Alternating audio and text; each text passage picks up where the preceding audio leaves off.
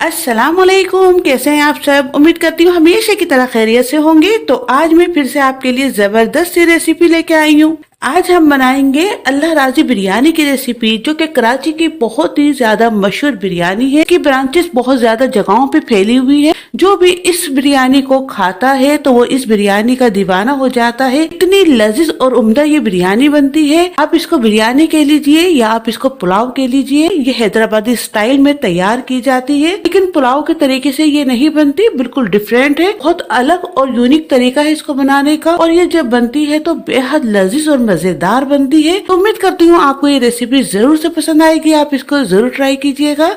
तो चलिए फिर देरी नहीं करते, फटाफट से रेसिपी स्टार्ट करते हैं। देखते हैं अल्लाह राजी बिरयानी बनाने के लिए हमें किन किन चीजों की जरूरत पड़ेगी। बिस्मिल्लाहिर्रहमानिर्रहीम। सबसे पहले यहाँ पर हम बिरयानी का गोश्त देख लेते हैं। यहाँ पर हमने 1 किलो बीफ का हड्डी वाला गोश्त लिया है। आप चाहे तो मटन भी ले सकते हैं। और यहाँ पर हमने इसकी यखनी तैयार करनी है। तो यखनी के लिए सबसे ज्यादा जरूरी है हड्डी, और जो आपने गोश्त लेना है वो हड्डी के साथ लेना है, क्योंकि आप कोई सी भी यखनी तैयार करें तो हड्डी लाजमी से डालें, क्योंकि हड्डी से ही यखनी का फ्लेवर आता है। तो ये हो गया हमारा गोश्त। अब हम इसको पकाने के लिए चलते हैं। अब यहाँ पर हमने 6 से 7 गिलास इस पानी शामिल कर देने हैं। पानी हमने यहाँ पर थोड़ा सा ज्यादा ही रखना है। इसके अंदर हमने आधा छोटा चमचा नमक का शामिल करना है, ताकि गोश्त में नमक का फ्लेवर भी अच्छे से आ सके। तो इसके अंदर हमने कुछ भी नहीं शामिल किया, सिर्फ हमने नमक इसमें थोड़ा सा शामिल करके इसको चढ़ा देना है। यहाँ पर हम इसका ढक्कन रख देंगे। अब हम इसको सिंपल पकने के लिए रख देंगे। अब जब तक ये गोश्त गल रहा है तो हम चावलों को भिगो देते हैं। यहाँ पर हमने 1 किलो चावल लिए हैं। अगर कप्स में देखें तो 5 कप के बराबर यहाँ पर हमारे पास ये चावल है। इनको हम पानी में अच्छे से 15 मिनट के लिए भीगने के लिए रख देंगे। यहाँ पर गोश्त अच्छे से गल चुका है, इसको हम देख लेते हैं। या आप देख लीजिए, गोश्त अच्छे से गल चुका है। इसकी बोटी मैं आपको चेक करके दिखा देती हूँ। ये आप देख लें कितने अच्छे से हमारी ये बोटी टूट रही है। अब इसका ये जो गोश्त है इसको हम अलग कर लेते हैं, और ये जो स्टॉक है इसको हम अलग कर लेंगे।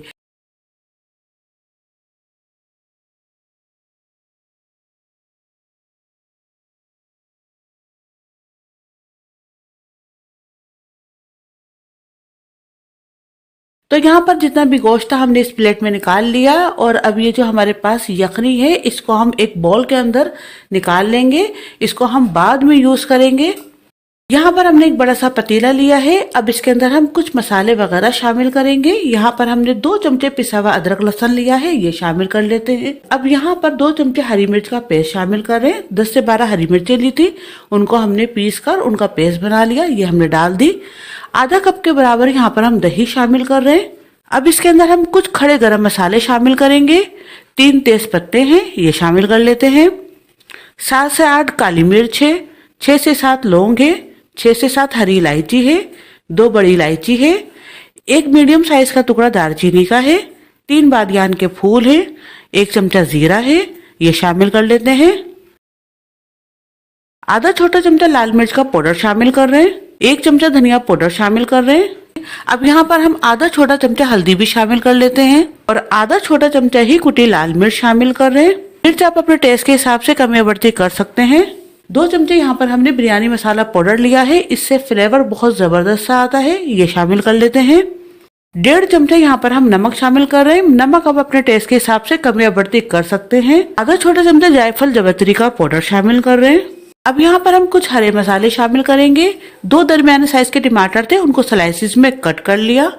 6 से 7 हरी मिर्चें हैं।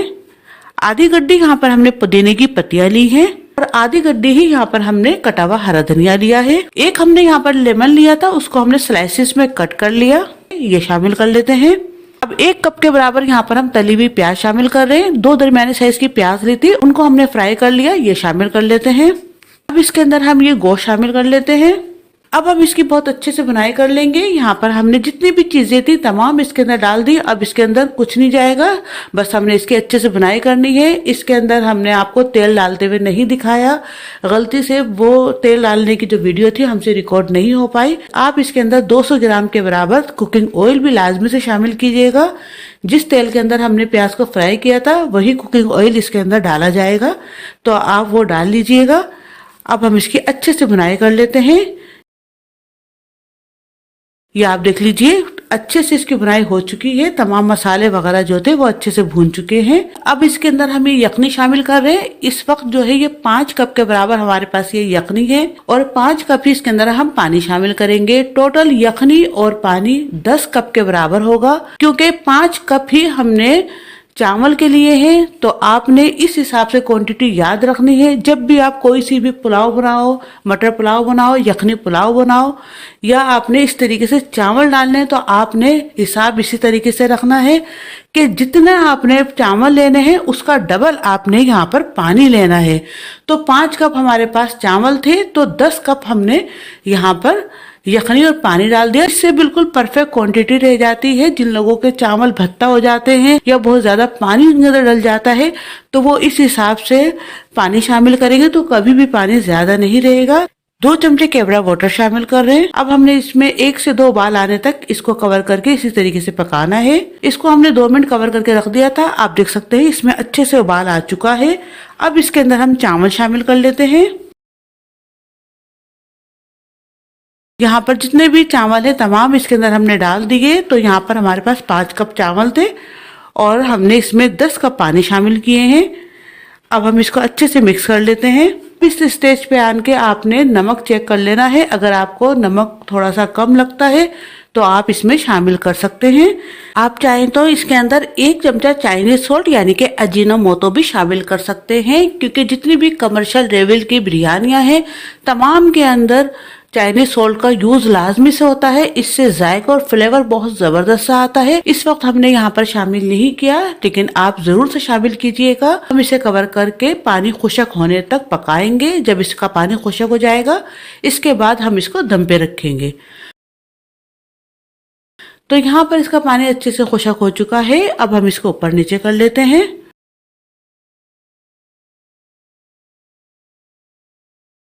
अब इसके अंदर हम आधा कप के बराबर इमली का पानी शामिल कर रहे हैं। थोड़ी सी इमली ली थी, उसको घोलकर हमने उसका पानी निकाल के इसके अंदर शामिल कर दिया।